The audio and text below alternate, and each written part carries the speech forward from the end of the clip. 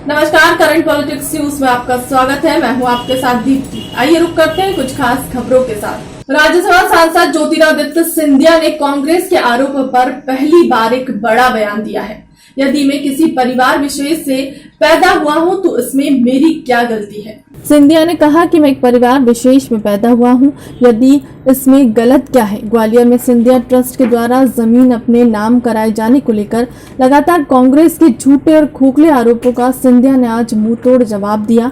इन आरोपों पर बीजेपी के राज्यसभा सांसद ज्योतिरादित्य सिंधिया ने अपनी चुप्पी तोड़ी है और कांग्रेस पर पलटवार किया है। दरअसल ज्योतिरादित्य सिंधिया ने जब से कांग्रेस छोड़ा है तब से ही कांग्रेस के नेता बुखलाहट में सिंधिया के ऊपर असत्य और अनर्गल आरोप लगाते जा रहे हैं, जिसका आज सिंधिया ने पहली बार उत्तर दिया है। कोरोना से संक्रमित होने के बाद भी मैंने कोशिश की है कि हर विधानसभा में हम एक विकास और प्रगति के द्वार खोल पाएं और शिवराज जी और हमने दोनों मिलकर अपनी कोशिश की है और वही आज जनता के समक्ष है। केंद्रीय मंत्री प्रहलाद सिंह पटेल ने कोरोना को लेकर जानकारी दी है। गुलाबी ठंड का मौसम शुरू हो गया है। प्रधानमंत्री के नेतृत्व में पुनः प्रारंभ जागरूकता जन आंदोलन में स्वयं को सक्रिय भागीदार बनाकर अपने नागरिक कर्तव्य को पूरा करें। देश के प्रधानमंत्री आदरणीय नरेंद्र मोदी जी ने इसी बात को ध्यान में रखते हुए एक जन आंदोलन की शुरुआत की है। यह जागरण अभियान आंदोलन बने, यही देश के लोगों से विनम्र अपील है। 3 ही सावधानियां हैं जब तक वैक्सीन नहीं है, जब तक कोरोना की दवाई उपलब्ध नहीं है। हम मास्क लगाएं, सार्वजनिक स्थान पर 2 गज की दूरी का पालन करें और जब भी हम बाहर से कहीं आए तो अपने हाथों को साबुन से धोकर इस संक्रमण से दूर रहने के लिए और परिवार और समाज को दूर रखने के लिए हम अपनी जिम्मेदारी का निर्वहन करें। ये जन आंदोलन और चरम पर पहुंचे। जैसे पिछले 6 महीने हमने अपनी जिम्मेदारी के साथ में इस आपत्ति में अपने कर्तव्यों का निर्वहन किया है। दिवाली पर आ रहे पंडित जवाहरलाल नेहरू के जन्म दिवस को लेकर कहा कि इस बार दिवाली 14 नवंबर को आ रही है। पटाखे फोड़े जाएंगे, भगवान राम की घर वापसी का जश्न भी मनाया जाएगा।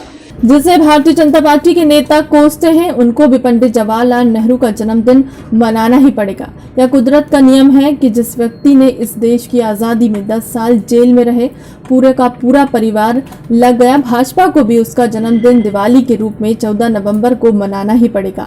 ऋण माफी पर खुद कृषि मंत्री कमल पटेल ने जवाब दिया है कि 27 लाख किसानों का कर्ज माफ हुआ है, जो 1 जून से प्रारंभ होने वाला था, लेकिन अपने सरकार खरीद ली है, विधायकों को खरीद लिया है। 14 नवंबर को दिवाली आ रही, इस बार फटाके फोड़े जाएंगे, भगवान राम की वापसी अयोध्या का जश्न मनेगा और उसी दिन 14 नवंबर को पंडित जवाहरलाल नेहरू जी का जन्मदिन है। ये जो कोसते हैं, चाहे वो मोदी जी हों या भारतीय जनता पार्टी के दूसरे नेता, इनको भी जन्मदिन पंडित जवाहरलाल नेहरू का मनाना पड़ेगा। ये कुदरत का नियम है। पूरा हिंदुस्तान का बच्चा दुनिया का बच्चा जो जहाँ दिवाली मनेगी वो बाल दिवस दिवाली के रूप में मनाएंगे। उन बच्चों को भी बधाई, शुभकामनाएं। कल मध्य प्रदेश के पूर्व मुख्यमंत्री कमलनाथ जी ने 2 बातें कही। मध्य प्रदेश में उपचुनाव की तैयारियां पूरी हो चुकी हैं। हमारा कैंपेन बहुत तेज गति से चल पड़ा है। एक तो उन्होंने कहा कि हमने विकास को लेकर कभी भी पैसे की कमी नहीं आने दी है।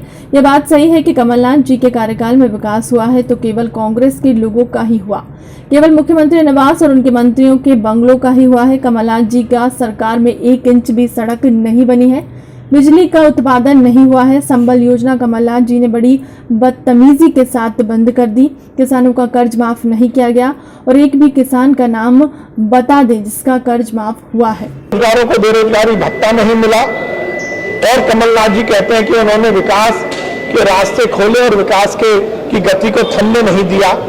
दूसरी बात, कमलनाथ जी ने कहा है कि वो यदि मध्य प्रदेश के पुनः मुख्यमंत्री बने तो वो कृषि सुधार विधेयक और उस बिल को मध्य प्रदेश में लागू नहीं होने देंगे।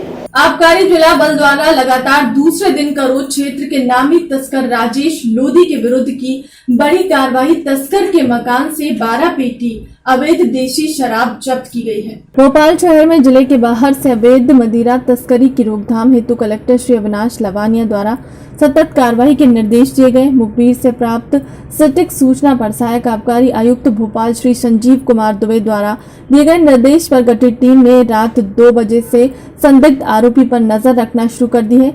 आरोपी बार बार अपनी लोकेशन बदल रहा था, जिस कारण आबकारी अमले को कई किलोमीटर पैदल चलना पड़ा। आखिरकार तस्कर सुबह 6 बजे से अपनी रिहायशी मकान में पहुंचा। तत्काल आबकारी अमले द्वारा आरोपी के मकान पर छापामार कार्रवाई को अंजाम दिया गया। अवैध मदिरा के विरुद्ध आगामी दिवसों में भी कार्रवाई सतत जारी रहेगी। फिलहाल के लिए अब तक की खबरों में इतना ही। देश दुनिया की तमाम बड़ी खबरों के लिए बने रहे हमारे चैनल के साथ। नमस्कार।